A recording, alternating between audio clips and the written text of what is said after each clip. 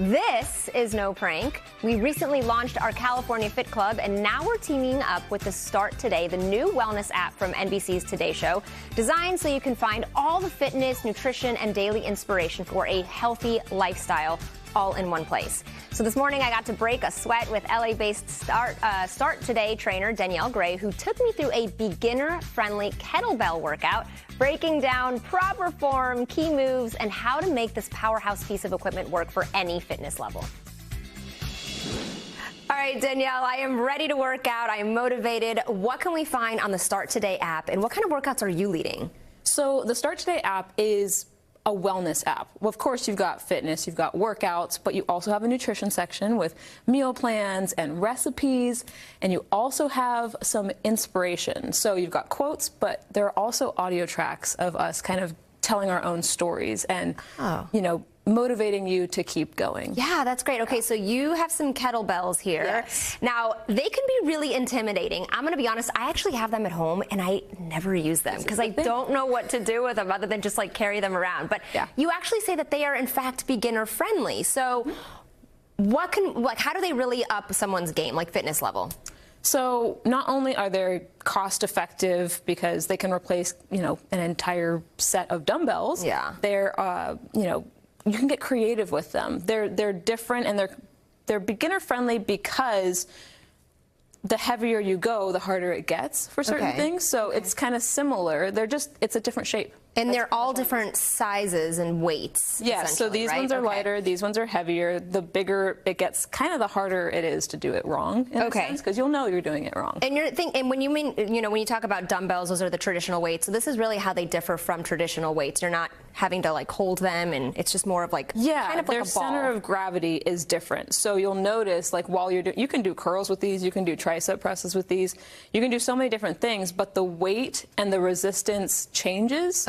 So it makes it a little more challenging, so you're getting a more effective, efficient workout because more muscles are working. All right, let's get moving. I want to learn some moves so I can actually use my kettlebells and not just use them as a paperweight. Yes. So using them to hold my clothes down. You're going to want to use your legs to lift it up, not your back. Okay, both of them, right? Both of them. You're starting with both. Oh, man. Now, what is this? So those are 8 kilos, around 18 pounds. Okay. Now, I'm using one because I'm going to be asymmetrically loaded. You're even, so you'll feel nice and solid. But what I'm going to have to do is I'm going to have to keep my core center. So we're going to do suitcase squats like this. So when you do that, you're going to feel your legs immediately kick on. It's similar.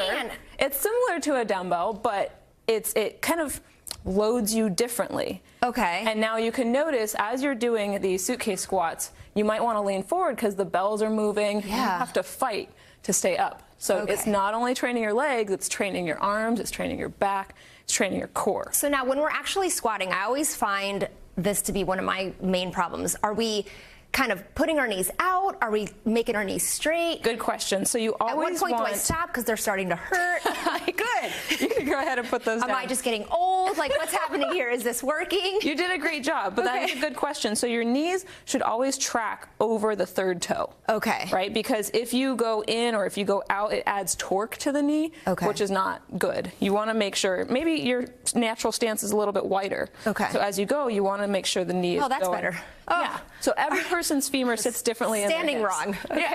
And sometimes it's as simple as that. Now, where do we put our hands? To the side and front? Does it make a difference? Are we creative? But for these, I want them to the side, your chest nice and tall. All right, let's move on to the next one. That's next one. You're gonna keep them there. You're gonna feel your heart rate going up. It's a little cardio too. So you're gonna be in a split stance here. Same thing. Chest is up. You're gonna go down. Now for me, since I have the weight on one side, it's pulling me this way. So I need to pull myself back to that center.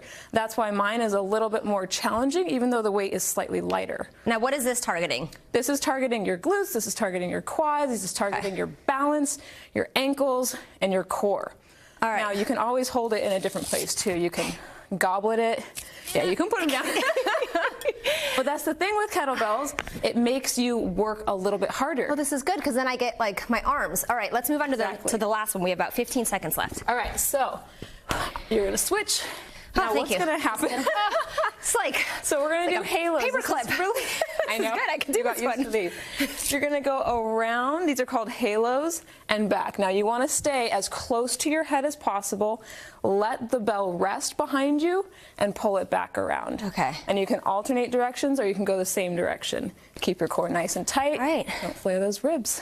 Danielle, thank you so much. I am definitely feeling my heart moving. It's my workout for the day, guys.